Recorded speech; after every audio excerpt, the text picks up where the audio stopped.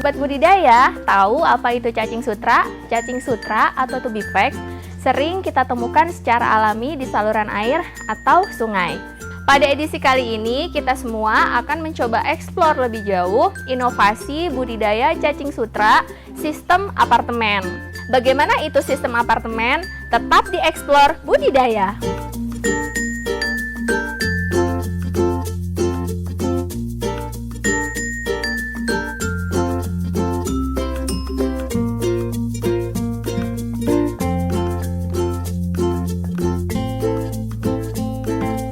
Sobat budidaya pasti penasaran dengan inovasi ini. Kali ini saya sudah ditemani perekayasa dari Balai yang menguasai teknis budidaya cacing sutra sistem apartemen ini. Halo Pak Dasu, apa kabar Pak? Kabar baik. Begini Pak, banyak sobat budidaya yang tertarik budidaya cacing sutra sistem apartemen ini. Bisa Pak Dasu jelaskan terlebih dahulu apa cacing sutra itu dan keunggulannya untuk bahan pakan alami Pak? Oke. Cacing sutra merupakan hewan hermaprodit yang termasuk ke dalam kelas Oligochaeta, spesies tubipex. Ya. Biasanya hidup bergerombol, kemudian berwarna merah, ya.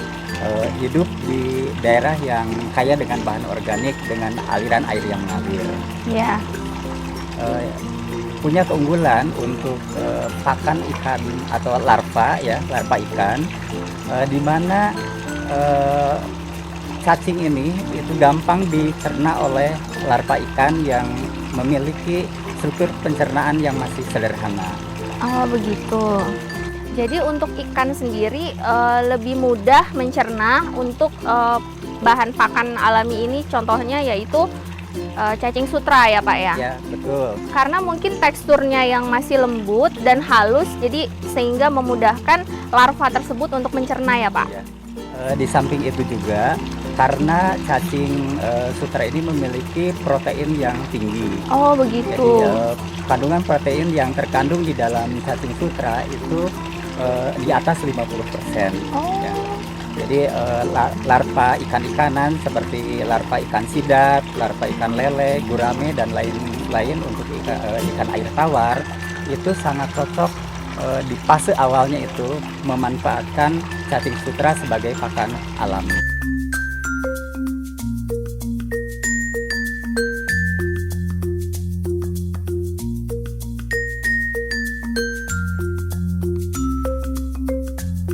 Nah Pak, untuk budidaya cacing sutra sistem apartemen ini, apa keunggulannya Pak sebenarnya dibandingkan dengan sistem biasa? Memang untuk sistem apartemen ini lebih unggul daripada yang sistem horizontal, ya. Pertama, kita tidak terlalu membutuhkan tempat yang luas, Ya, tempat yang banyak begitu ya Pak? Jadi kalau misalkan dengan sistem apartemen ini kita membutuhkan tempat hanya 16 meter persegi Ya. untuk satu unit, ini imbangannya untuk di yang sistem horizontal itu 46 meter persegi. Jadi hampir kita bisa menghemat lahan 3 kali lipat dari yang begitu. biasa. Ya. Kemudian yang kedua, dengan sistem apartemen ini budidaya lebih terkontrol. Biasanya pada sistem horizontal akan banyak hewan-hewan liar yang masuk seperti keong mas, kemudian juga larva ikan yang mungkin ada ikan mujair atau ikan nila yang masuk ke dalam sistem pemeliharaan cacing.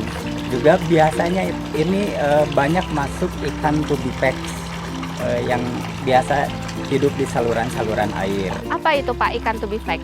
Ikan tubipex itu ikan yang kecil-kecil, ya. Itu kalau di orang Jawa Barat itu biasa dibilang berenyit. Berenyit. Nah, itu biasa hidup di saluran-saluran air. Dan kalau masuk ke dalam media pemeliharaan cacing itu akan memakan cacing yang kita pelihara. Jadi termasuk bisa dikategorikan itu hama ya Pak, Betul. Mengganggu ya Pak ya? Betul sekali. Jadi itu salah satu hama dari dari cacing yang di sistem horizontal. Oh begitu. Jadi kalau kita menggunakan sistem apartemen ini, kita karena sistem resirkulasi sehingga tidak memungkinkan ikan-ikan liar tersebut masuk ke media pemeliharaan. Iya, untuk mengganggu begitu ya Pak. Jadi memang lebih banyak kelebihan dan keunggulannya untuk sistem apartemen ini ya Pak ya. Gitu. Selain menghemat lahan, kemudian juga menjauhkan dari gangguan-gangguan hama, begitu ya Pak ya. Terus ada satu lagi, Iya. dengan sistem apartemen ini penetrasi cahaya matahari menjadi lebih terkontrol juga. Oh begitu. Jadi kalau pada sistem horizontal itu matahari akan sangat banyak sekali masuk sehingga tumbuh lumut. Tetapi dengan yang horizontal, dengan vertikal ini, karena hanya bagian atas yang terkena sinar matahari, maka yang rak-rak di bawahnya itu cenderung lebih bersih dari lumut. Dan terlindungi ya Pak ya. Jadi yang atas warna hitam ini memang untuk melindungi sinar matahari untuk tidak terlalu langsung masuk ke dalam ya Pak ya. Jadi untuk yang bagian atas seperti itu bisa tertutup oleh lapisan yang hitam ya. Kemudian untuk yang di bawah-bawahnya itu tertutup oleh rak-rak yang di atas.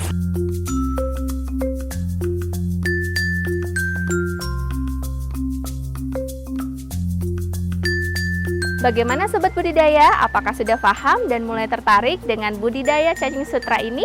Tetap dieksplor budidaya!